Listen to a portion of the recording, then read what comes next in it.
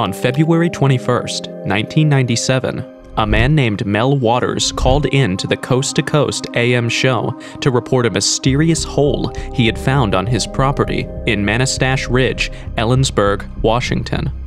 This hole, Mel claimed, had paranormal properties like a bottomless depth, the ability to absorb energy, an invisible force field that prevented birds from flying over it, and even the ability to bring the dead back to life. Shortly after this broadcast, Mel was visited by mysterious government officials. His property was seized, his assets frozen, his wife abducted, and even his address was mysteriously wiped off the public domain.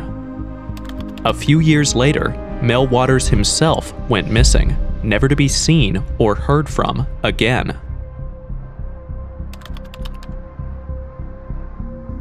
No one knew what to make of Mel's claims the first time he called in to the Coast to Coast AM show. He had just told the story of a bottomless hole that existed on his property in Kittitas County, Central Washington. And the things he was saying about this hole were pretty wild, even for a radio show that deals with wild stuff. According to Mel, the bottomless hole on his property had been common knowledge within his small community for years before he went public with the story. Residents of Kittitas County would dump all kinds of garbage into the hole, from dead animals to large household appliances like refrigerators. Each time they did, though, they noticed that they never heard anything drop, and it made them wonder just how deep the hole really was. Apparently, at some point, Mel's curiosity got the better of him, so he decided to check out this hole himself. He had already observed that birds wouldn't fly over it, almost like there was an invisible force field preventing them from passing through that area, and this only served to pique his curiosity even more. One day, Mel, a former shark fisherman himself, picked up a roll of lifesavers, tied them to a fishing line, and tossed the lifesavers into the hole to see if he could get to the depths of the hole and perhaps find some water. However, 80,000 feet later, and Mel's fishing line was still going deeper and deeper into the hole. The lifesavers, too, still hadn't dissolved. Not only that, Mel's neighbor, whose dog had just recently died, had tossed his dog's body into the hole. But then, the very next day, the community found the dog playing in the woods nearby and hunting game like he never died. It was at this point that Mel decided that more people needed to hear about this phenomenon. So, he faxed Art Bell with his story about the mysterious hole on his property, which we now know as Mel's Hole. And then, a few weeks later, he appeared on the show to tell his story. Mel's Hole, the bottomless pit in Washington State. Mel's the guy with the never-ending hole, and we're going to ask him about it here in a moment. Now to Eastern Washington. I guess this is Eastern Washington. Mel, are you there? Yes, I am. Maybe if Mel had known better, he would have never done that, because that singular act of going public with his story would turn his life into a waking nightmare. So, Mel finishes his broadcast with Art Bell and returns home, thinking that's all. The very next day, he hears a knock on his door. When he goes to answer it, he sees that the people at his door are government agents, and they have very strange news for him. Heard anything coming from any sounds or anything? Well, you know, I mean, the normal thing to do is kind of like yell into it there to, you know, to see an echo, and I've never heard an echo come out of that thing. No echo. At all. You know, that's one of the first things I noticed about it. As usual, I brought the dogs with me. They wouldn't go anywhere near the damn thing, and I went back to the Suburban and hung out over there, so it was kind of, you know, if I try to bring them there on a leash, they'll just dig their feet in. They do not want to go anywhere near the hole. And so that's, I don't know. It's just... Well, you've got miles and miles of, Yeah, I think, well, I'm measuring it by feet. You know, I convert feet to yards, so I don't know how many miles that is. I assume it's a fair number of miles, though. Well, 5,280 feet is a mile, so you really think you've got 80,000? Yes, yeah, I get line in 5,000 yard spools, and so I've gone through that many.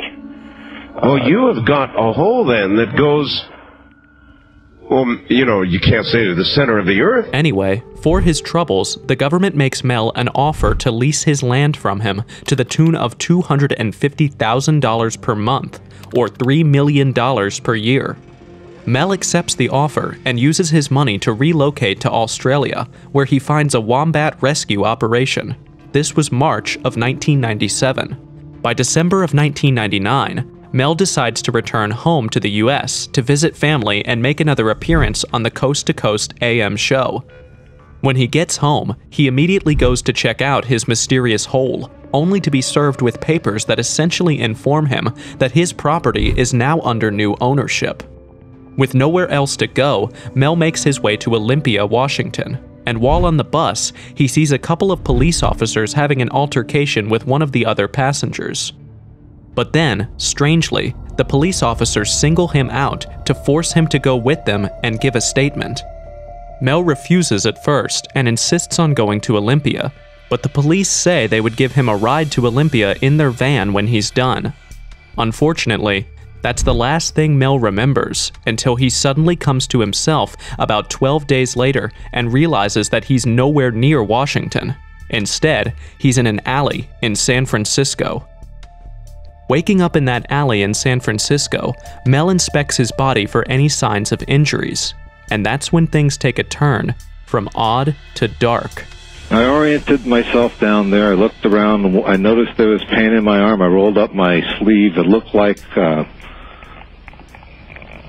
looking at my elbow now here. It looked like, what would you say, an IV was taped to my skin. Yeah? There was still the residue of tape on my arms. Yeah, I understand. So, obviously, somebody kept you out for 12 days for some reason. You listened to the first part of your show, and, you know, you're talking about teeth. Yeah? All of my back teeth have been removed. What? I have no back teeth. You have no back teeth? None. You don't mean like... no molars, no wisdom teeth. You're not talking about wisdom teeth. You're talking about... None. No back teeth. None on top, none on bottom. Why would they take your teeth out? I have no idea, Art. But the oddities aren't just physical. Mel also finds that his assets have been frozen for no apparent reason, and his wombat rescue project in Australia has been dismantled. Who could have done this, Mel wonders. Meanwhile, he somehow manages to get in touch with his nephew, who buys him a bus ticket back to Washington. When Mel lands, he reappears on Coast to Coast AM once again to share his story, after which all the weirdness in Mel's life seems to take a pause. Well, that is, until it all resurfaced again. Only this time, it's 1,000 times weirder.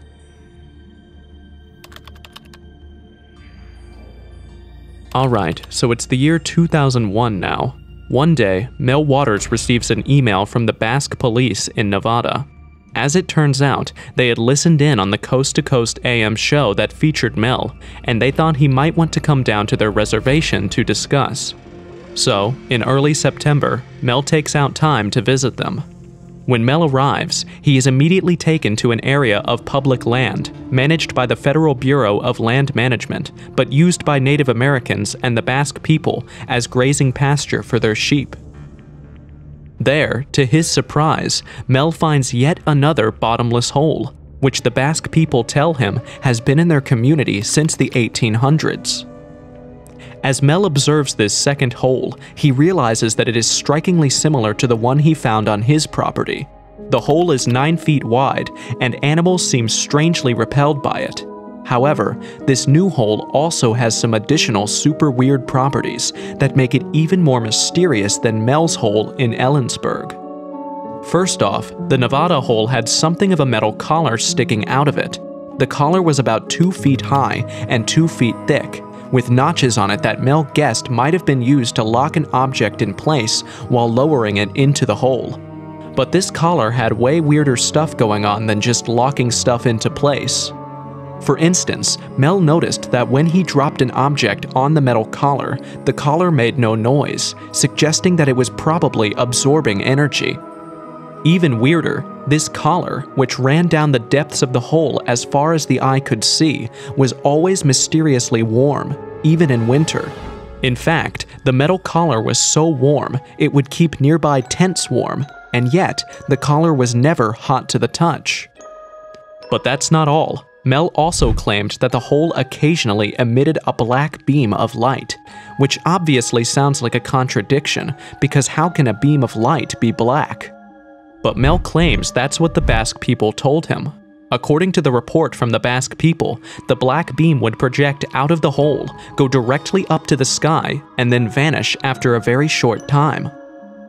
With all of these incredible revelations about the Nevada hole staring him in the face, Mel decides he's going to get to the bottom of this hole.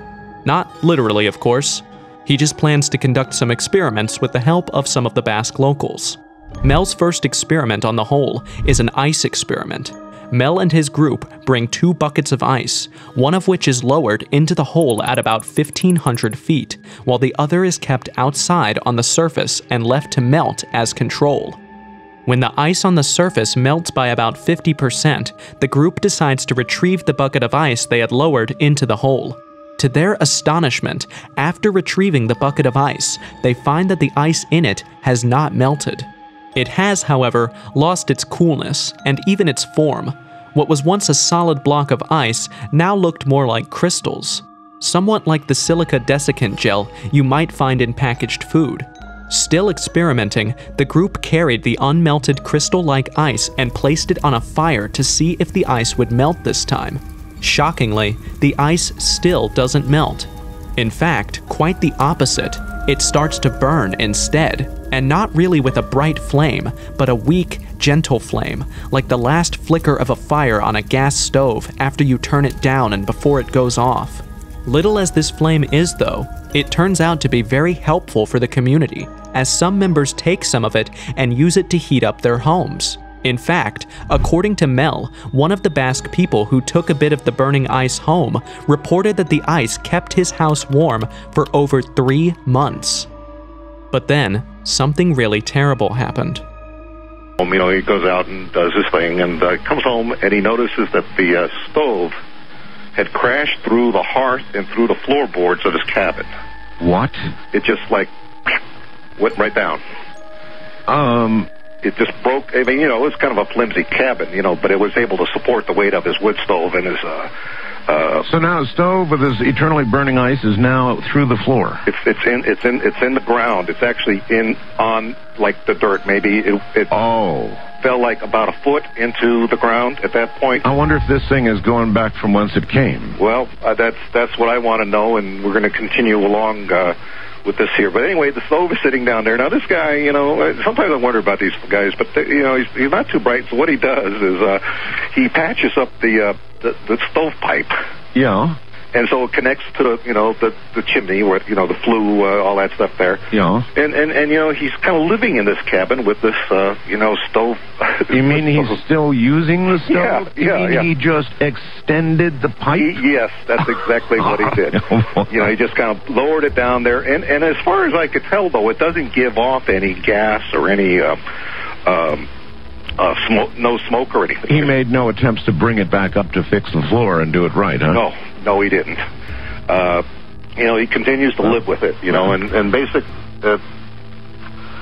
about, I don't know, a week, maybe 2 weeks later, he comes home, and the entire cabin has collapsed. What? Around it. The whole thing. The whole thing?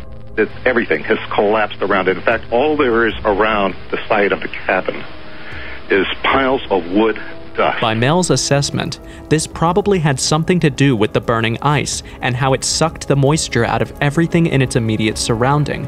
The man in question did mention something about the ice absorbing steam from his kettle after all. He also mentioned noticing that areas surrounding the burning ice always tended to be very dry, and that he always seemed to be very thirsty whenever he was home. But that wasn't the end of the story of the stove and the burning ice, because shortly after the man's cabin crumbled, the unfortunate man came back to the site to find that the stove had now sunk a further 5 feet into the ground.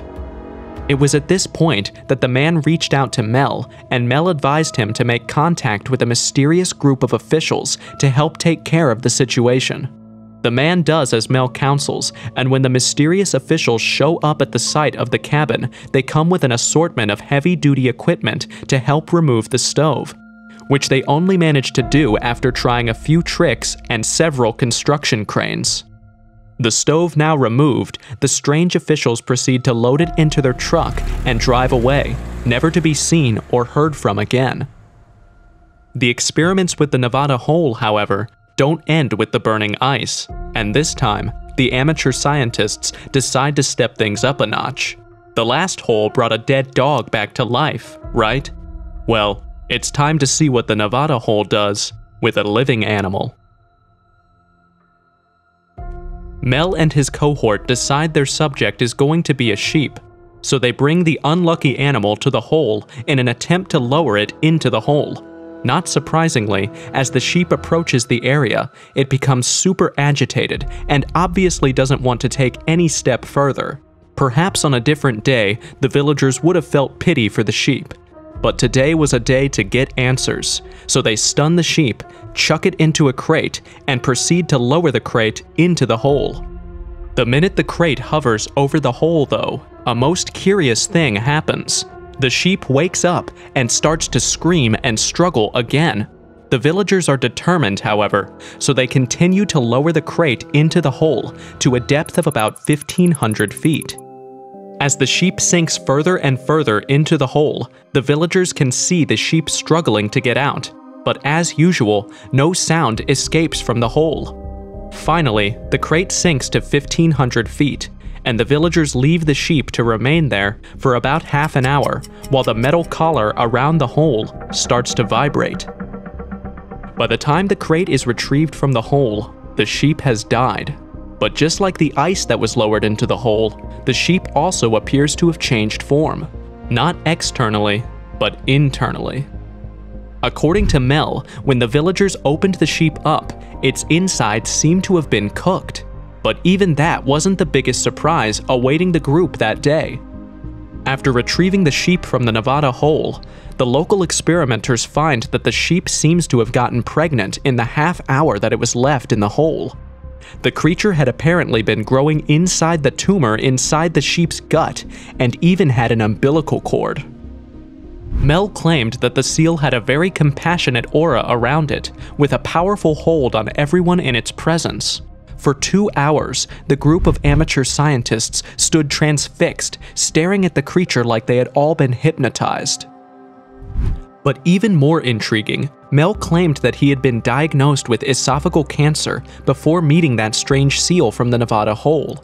According to him, his doctor had given him 6 months to live, but then, after that one encounter with the seal, he found that the cancer had disappeared completely, with no single evidence that it was ever there in the first place. Anyway, the seal went back into the hole shortly after it was brought out of the sheep's gut.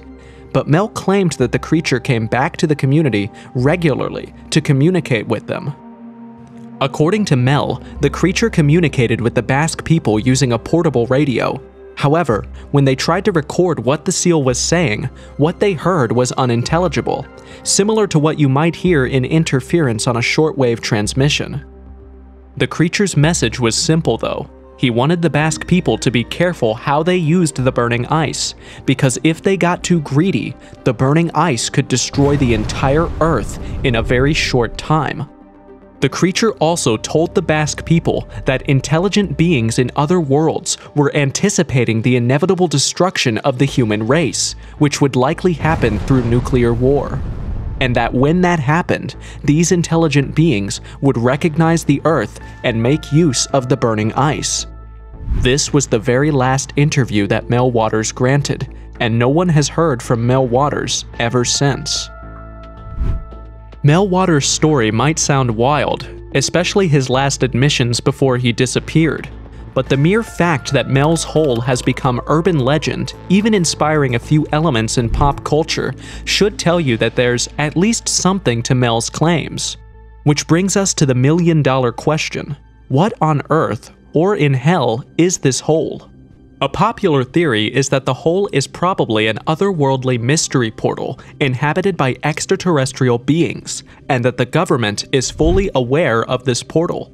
I know this sounds loopy, but you haven't heard some other aspects of Mel's story that frankly defy all other explanations. To begin with, in one of his interviews, Mel Waters talks about finding a Chinese lucky money envelope on his property.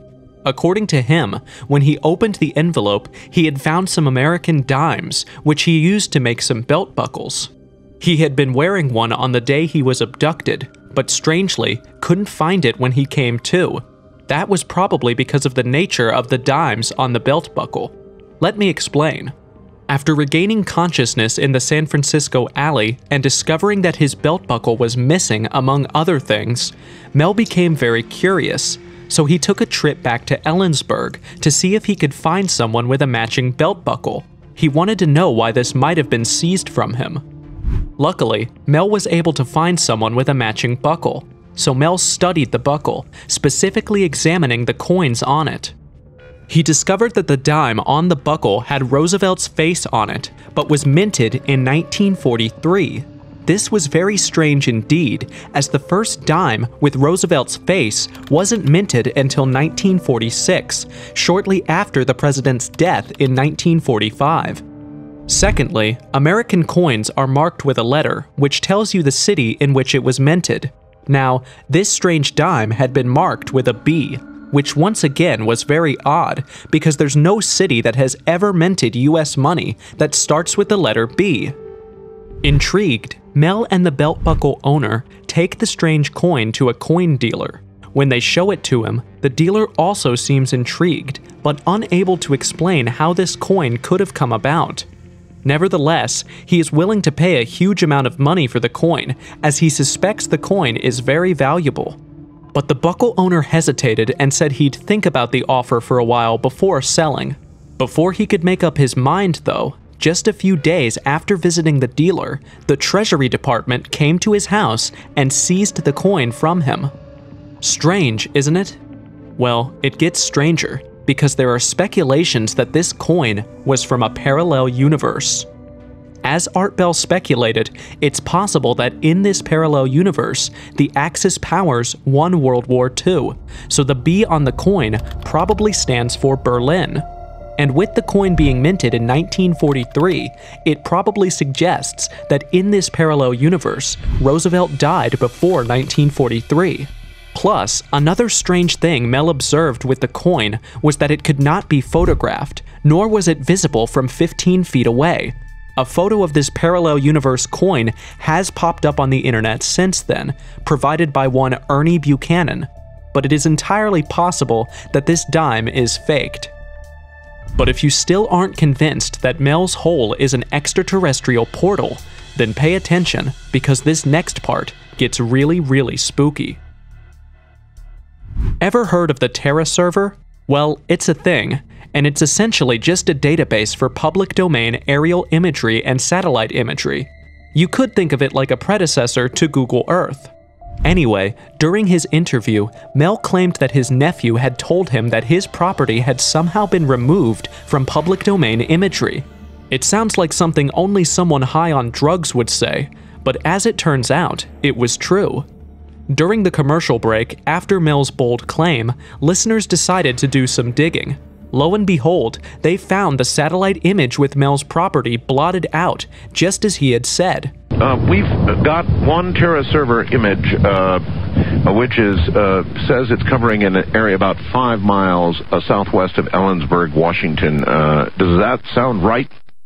That's about the neck of the woods we're talking about. Well, in this neck of the woods, there's one great big white blotted out area where I presume were I to be able to see it, and it does look like a very interesting area, actually. Oh, yeah. There would be Mel's hole somewhere there, huh? Yeah, I think that blotch over there covers like a 4 mile by 8 mile area.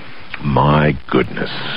But what a blotch. Isn't that something? Yes, isn't My nephew told me about that, and I said, well, you son of a gun. Well, he's right.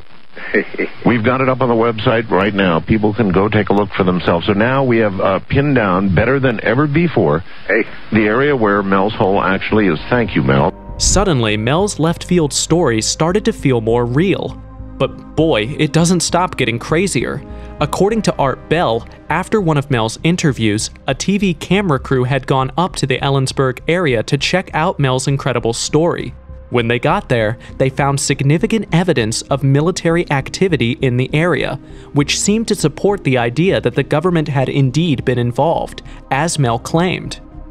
In fact, according to Mel, there was a truck stop next to his property, and one of his trucker friends had told him about massive deliveries made from Lawrence Livermore National Laboratory in San Francisco to a group of Israelis in a warehouse in Ellensburg. The delivery included a large quantity of fiber optic equipment, as well as huge, crated instruments. If you don't know, Lawrence Livermore National Laboratory works with the US military on a wide range of top-secret projects. The organization also has a space science program that analyzes extraterrestrial materials. And this makes their presence in the tiny Ellensburg town shortly after Mel's interview highly suspicious.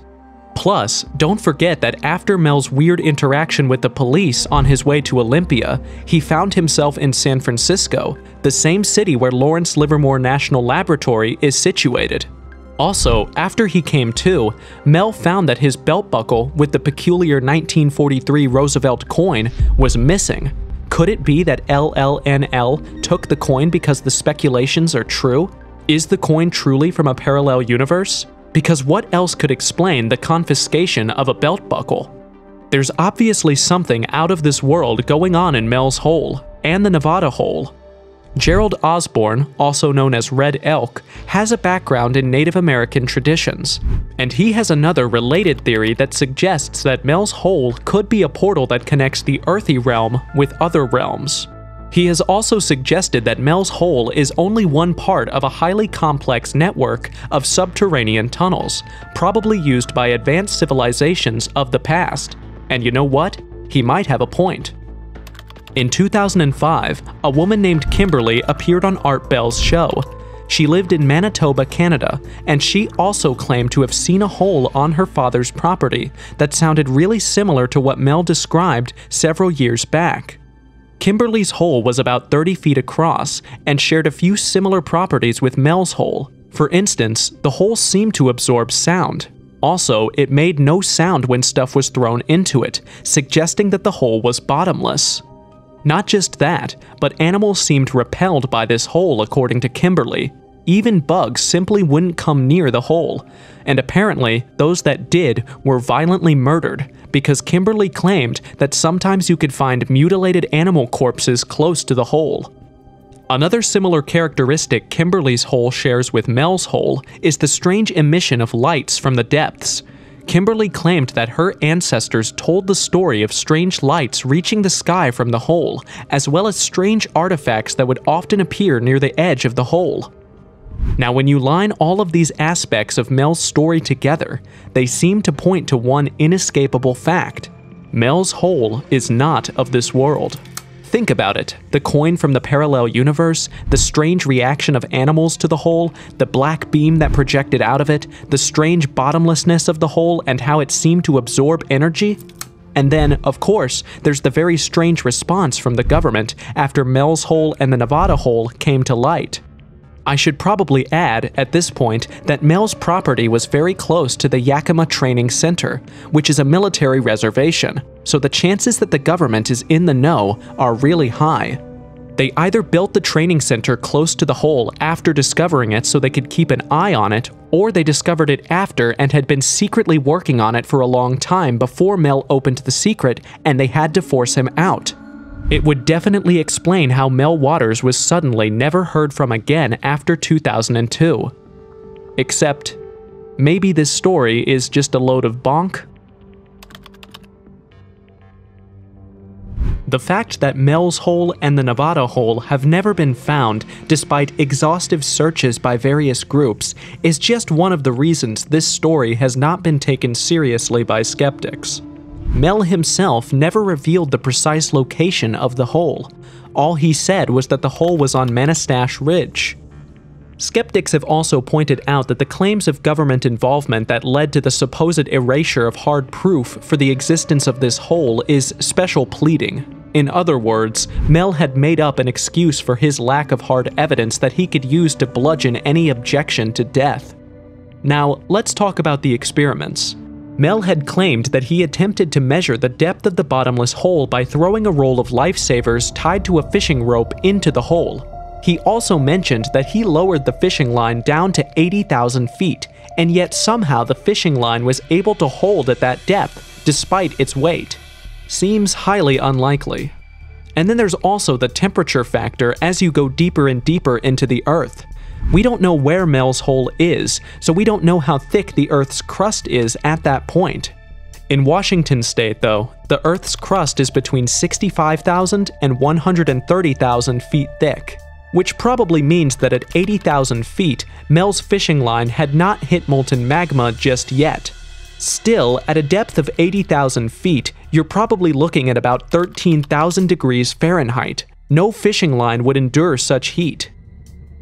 As for Mel Waters himself, he's every bit as mysterious as the hole he discovered. People have scoured public records multiple times and extensively. No one bears that name, at least not within the timeline of the events that Mel shared on Coast to Coast AM. There's also no public record of any property transfers on the day Mel claimed he first bought the property, which suggests that Mel Waters very likely doesn't even exist. Besides, listeners who have watched Mel's Coast to Coast episodes noticed a kind of inconsistency to Mel's personality. When he first called in 1997, he seemed calm and well put together, which was what made many take his story seriously. But then, on subsequent calls, Mel started to sound increasingly eccentric. Again, on his first call, he claimed to be in his 60s, but he never quite sounded that old, which really strengthens the skeptical argument that Mel Waters made the entire thing up. And that isn't exactly far-fetched, as it wouldn't be the first time or the last time Coast to Coast AM got fleeced by a fake story. In 2008, 6 years after Mel was never heard from again, Art Bell had another guest on the show talking about portal technology. The man claimed to be Gordon Freeman, and claimed that he was a theoretical physicist who worked in a research facility on what he called portal technology. But then, video gamers recognized the storyline immediately as one of the narratives in the game called Half-Life, which also had a character called Gordon Freeman. Besides, where are these other people Mel mentions in his story? Strangely, none of them have come forward to back up Mel's claims. In fact, they don't seem to exist, which is strange considering all the paranormal characteristics Mel attributes to the hole. That such a hole would be used regularly by a local community and word of it didn't spread like wildfire doesn't entirely seem likely. But perhaps the biggest blow to Mel's story is the geographic impossibility of the existence of such a hole in the first place. Jack Powell is a geologist with the Department of Natural Resources who grew up in Kittitas County in Ellensburg. He happened to listen in on the episode when Mel Waters was interviewed, and he found the episode entertaining but not likely to be true. To be clear, if anyone should know about Mel's hole, it should be Powell. Powell has a combined 31 years of experience in the field of geology. And, for him, the aspect of Mel's story that tipped him off to the fact that he was making it up was when Mel said he sank his fishing line 80,000 feet deep. The deepest mine shaft in the world only goes as far as 12,000 feet, and the deepest known cavern is only 7,000 feet deep. In 1989, the Russians were able to sink a borehole that ran as deep as 40,000 feet. But Mel claims he sank his fishing line to a depth twice that, and Powell says it is both geologically and physically impossible for a hole that deep to exist, because the intense pressure and heat at that depth would force the hole to collapse into itself. So here's how Powell solves the Mel's hole mystery instead. Powell grew up in the Kittitas Valley, where Mel claims the hole is located. According to the geologist, when he was a kid, he used to play around a certain gold mine shaft in a field northwest of Ellensburg. And he estimates that the mine shaft was at least 90 feet deep and could have been as deep as 300 feet when it was still active. Interestingly, the gold mine shaft Powell talks about is located on private property that has now been fenced with barbed wire. So, he thinks that Mel probably knew about this gold mine shaft and used that as the basis for his incredible story about a paranormal hole. So, case closed, right? Well, not so fast. Milton Wadji is a historian with the Ellensburg Public Library, and his contribution to the Mel's Hole saga takes the spookiness of this case to the next level. Now, as you'd expect, after Mel Waters' incredible interview on Coast to Coast AM, call after call started pouring in on the show as people started to tell their own stories and propose theories. Still, by some strange occurrence of events, the library file on Mel's Hole no longer exists in the Ellensburg Public Library. Wadji says that it's like the file just disappeared, even though it had been kept in a locked cabinet, which immediately puts the skeptics in a very difficult position. If Mel's Hole really doesn't exist, why did someone feel the need to make the file on the case disappear?